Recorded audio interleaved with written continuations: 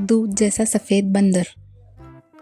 एक घना मस्ती से भरा हुआ बहुत बड़ा जंगल था जहाँ बहुत सारे बंदर और दूसरे जानवर रहते थे। सब बंदर भूरे रंग के थे, फुर्ती से पेड़ों पर कूदते शोर मचाते रहते थे। यहाँ चिक चिक वहाँ चिक चिक, बस दिन भर चिक चिक करते थे। पर उनमें से एक बंदर का बच्चा बिल्कुल अलग था। उसका नाम था किम्मू। किम्मू थोड़ा मोटा, बहुत गोल मटोल था और इतना सफ़ेद था कि अगर कोई उसे दूर से देखता तो यही कहता, अरे ये बंदर है या सफ़ेद पांडा। उसकी चमकदार सफ़ेदी बिल्कुल दूध जैसी थी। जब धूप पड़ती तो किम्मू और भी चमकने लगता। जब किम्मू पेड़ पर चढ़ता तो शाख बोल उठती, अरे भाई धीरे, मैं टूट जाऊंगी। किम्मू हंसता और बोलता, मैं मोटा हूँ पर छोटा भी तो हूँ, मैं दिल से सॉफ्ट हूँ तो तुम्हारी शाख नहीं टूटेगी। किम्मू के दो बेस्ट फ्रेंड्स थे, बिट्टू और चिंटू। बिट्टू पतला और तेज था, चिंटू थोड़ा शैतान था। जब कोई किम्मू को घूरता, बिट्टू बोलता, इतना मत देख भाई, इतना घूरने से तू किम्मू जैसा गोरा नहीं हो जाएगा।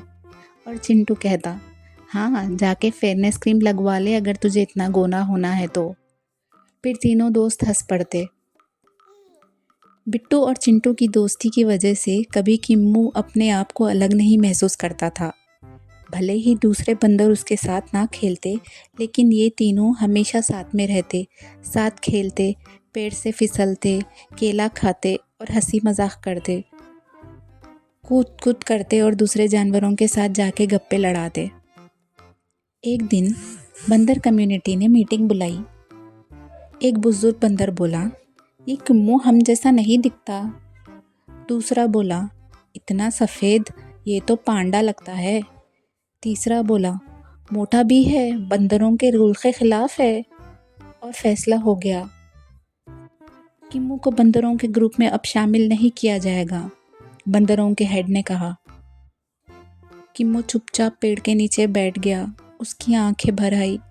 मैं भी बंदर हूँ, सफ़ेद और मोटा हुआ तो क्या हुआ, मेरी माँ भी बंदर ही थी और मेरा बाप भी बंदर ही था, तो मैं भी बंदर ही हुआ ना। ये लोग फिर भी मुझे अकेला क्यों छोड़ रहे हैं। वो धीरे से रोता रोता बोला। बिट्टू और चिंटू तुरंत उसके पास आ गए। बिट्टू बोला, तू अकेला नहीं है। चिंटू बोला, हम तेरे साथ हैं, वो भी फुल टाइम दोस्त, तू टेंशन मत ले, हम तेरे लिए कुछ करते हैं। ये कहकर बिट्टू और चिंटू दोनों ने एक आइडिया लगाया और सोचा कि बंदर कम्युनिटी के खिलाफ प्रोटेस्ट करते हैं। बिट्टू और चिंटू दोनों ने मिलकर किम्मू के लिए प्रोटेस्ट शुरू कर दिया।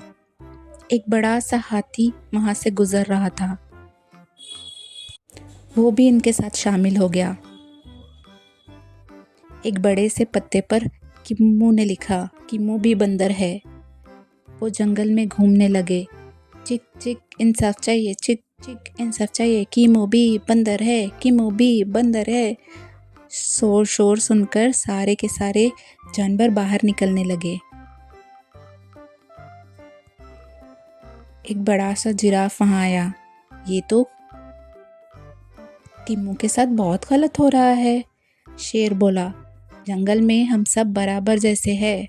हिरन बोला, रंग से क्या फर्क पड़ता है। गिलहरी बोली, दिल देखो रंग नहीं। दूसरे सारे जानवर सब के सब उनके साथ हो गए। सारे जंगल के जानवर भी बंदर कम्युनिटी के खिलाफ हो गए। बिट्टू और चिंटू में और हिम्मत आ गई। बंदर कम्युनिटी को एहसास हुआ कि सब सारे जानवर एक होके किम्मू को इतना साथ दे सकते हैं, तो हम ही गलत है। बंदर कम्युनिटी शर्मिंदा हो गई।